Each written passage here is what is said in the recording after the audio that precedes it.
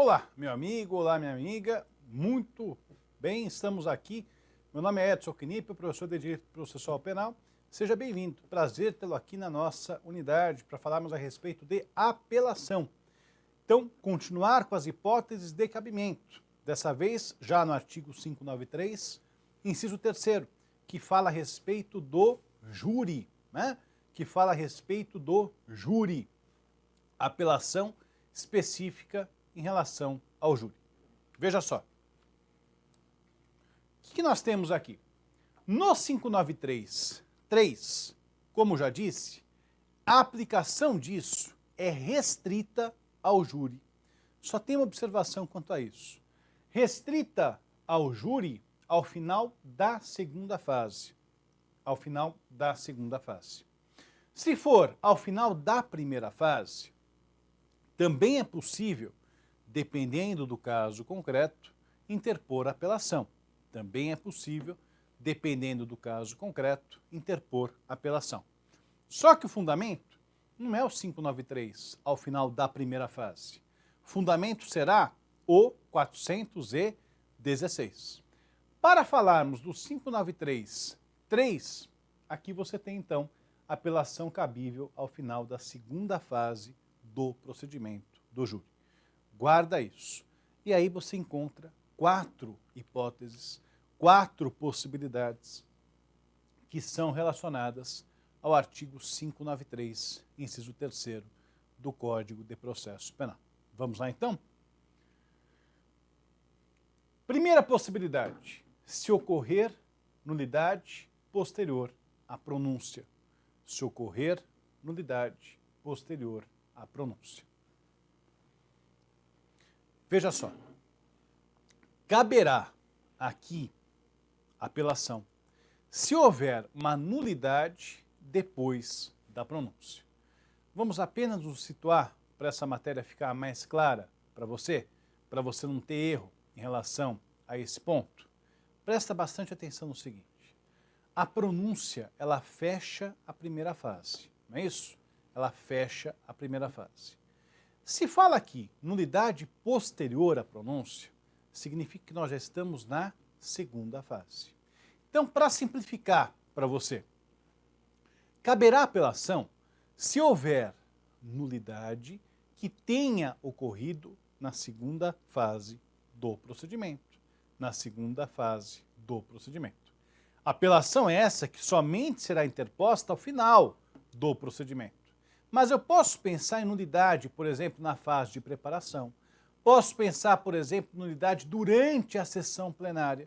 Qualquer nulidade que você possa imaginar é possível de verificar aqui, para que dê ensejo, que dê aso à interposição do recurso de apelação. Tenho certeza que você quer um exemplo disso. Vem comigo então. Presta atenção no seguinte. Vamos supor que durante a sessão plenária, então lá estão reunidos os jurados, o juiz, as partes, o réu.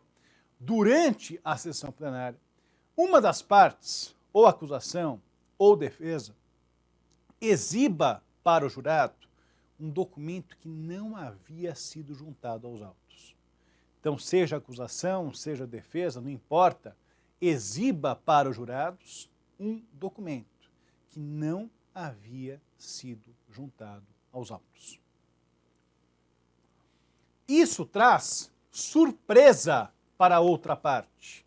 Isso surpreende de forma ilegal a outra parte. Necessário que se providenciasse a juntada desse documento até 3 dias úteis antes da realização da sessão plenária, sob pena de surpreender a parte adversária. Aqui eu tenho uma nulidade. Vamos supor que a parte que foi surpreendida tenha protestado na sessão de julgamento e disse, não, eu vou seguir o júri, né? Já estamos aqui, eu vou seguir o júri. Qual recurso que vai interpor? Vai interpor recurso de apelação. Interpõe recurso de apelação. Qual o fundamento? 593.3a do Código de Processo Penal. 593.3a do Código de Processo Penal. Então essa é a primeira hipótese, nulidade posterior à pronúncia. Segunda hipótese. Segunda hipótese. Se a sentença for contrária à lei expressa ou à decisão dos jurados. Então, se for a sentença do juiz-presidente contrária à lei expressa ou à decisão dos jurados. Presta atenção no seguinte. Aqui, nós nos referimos à sentença do juiz-presidente. Nós nos referimos à sentença do juiz-presidente. Essa sentença do juiz-presidente, ela deve ser baseada no veredito dos jurados. Então, os jurados decidiram da seguinte forma. Com base nisso, o juiz prepara a sua sentença. Então, o paradigma da sentença, modelo da sentença, o limite, né, a fonte daquela sentença vai ser o veredito dos jurados, o que os jurados decidiram naquela votação. Então, olha, sentença do juiz-presidente contrária à lei expressa ou à decisão dos jurados. Meus amigos, vocês estão vendo aí no material essa afirmação. E com base nisso, eu te pergunto o seguinte, quem que errou aqui? O erro foi do jurado ou foi do juiz? Quem que errou? A resposta é, o erro foi do juiz-presidente. Foi o juiz-presidente que contrariou a lei expressa ou a decisão do jurado. Vamos supor que nessa sentença o juiz tenha deixado de observar uma formalidade. O juiz tenha deixado de observar uma formalidade. Ou o jurado decidiu de um jeito e vai falar, nossa, o jurado fez bobagem, eu vou consertar aqui. Ele pode fazer isso? Não pode. Princípio da soberania dos vereditos. O juiz não pode mortificar a decisão dos jurados. Ao contrário, a sua sentença deve estar baseada na decisão dos jurados. Perceba o seguinte, então, aqui. O erro foi do juiz-presidente, seja porque não observou o texto de lei, seja porque não seguiu à risca aquilo que foi decidido pelos jurados. Então, o erro foi do juiz-presidente, aqui na linha B. Estou frisando isso por quê? Porque depois que nós encerrarmos essas hipóteses, eu quero te passar as consequências, né, de cada uma dessas possibilidades em relação ao julgamento da apelação. Tranquilo? Ok? Letra C, então. Letra C. Se houver erro ou injustiça no tocante à aplicação da pena ou da medida de segurança. Se houver erro ou injustiça no tocante à aplicação da pena ou da medida de segurança. Meus amigos, vejam o seguinte, quem é que aplica a pena? Quem é que aplica a medida de segurança no júri? É o jurado? Não, não é o jurado. Responsável pela aplicação da pena ou da medida de segurança é o juiz-presidente. É ele que é responsável pela aplicação da pena ou da medida de segurança. Então, se eu falo que houve erro ou injustiça na aplicação da pena ou da medida de segurança, eu estou dizendo que alguém errou, não foi? Quem que errou? Quem errou foi o juiz-presidente. Então, na letra C, 5933C, o erro foi do juiz-presidente. O erro, mais uma vez, foi do juiz-presidente.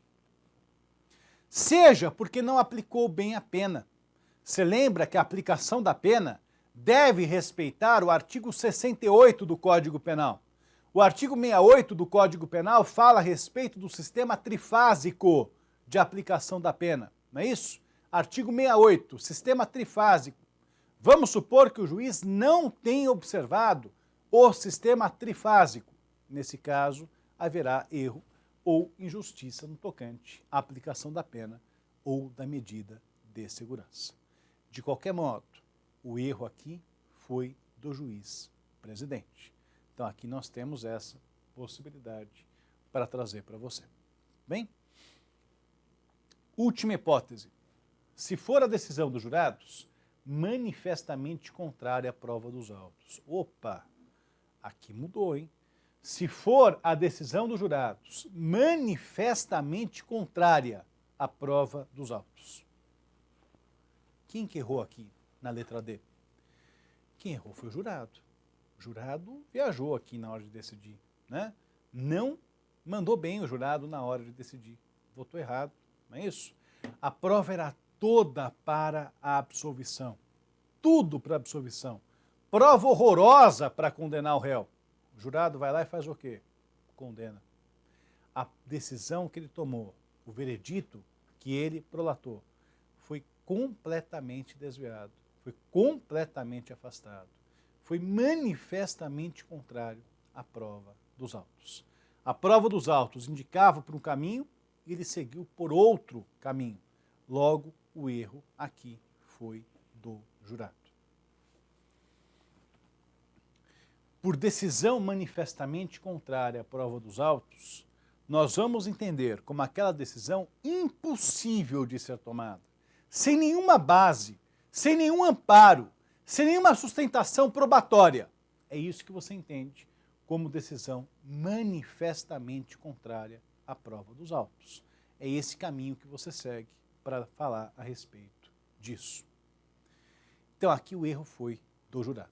Eu vou repassar as hipóteses para a gente pensar nas consequências. Vou repassar as hipóteses para a gente pensar um pouquinho nas consequências de cada uma delas. Se ocorrer nulidade posterior à pronúncia, né? Digamos que o tribunal veja e fala, nossa, tem uma nulidade aqui mesmo. O que o tribunal manda fazer ao julgar o recurso de apelação? Veja, se o tribunal se convencer que houve nulidade posterior à pronúncia, o que ele faz? Determina a realização de novo julgamento. Então aqui qual que é a consequência do provimento da apelação? Para ficar mais claro para você. Consequência do provimento da apelação, realização de novo julgamento. E na B, juiz presidente errou. Precisa novo julgamento? Não precisa novo julgamento. Se o juiz presidente errou, o tribunal vai lá e reforma a sentença. Isso tanto na letra B como na letra C, que falam a respeito de erro do juiz presidente. B e C não precisa julgar de novo. A decisão do jurado foi ok, só precisa reformar, modificar, acertar aquela sentença. E na letra D? Aqui o jurado errou. Como é que faz? Tem o princípio da soberania dos vereditos. O tribunal não pode modificar a decisão do jurado, não é isso? O tribunal pode mandar a novo júri somente uma única vez. O tribunal pode mandar a novo júri somente uma única vez. Qual que é a consequência do provimento aqui? Consequência do provimento é novo júri.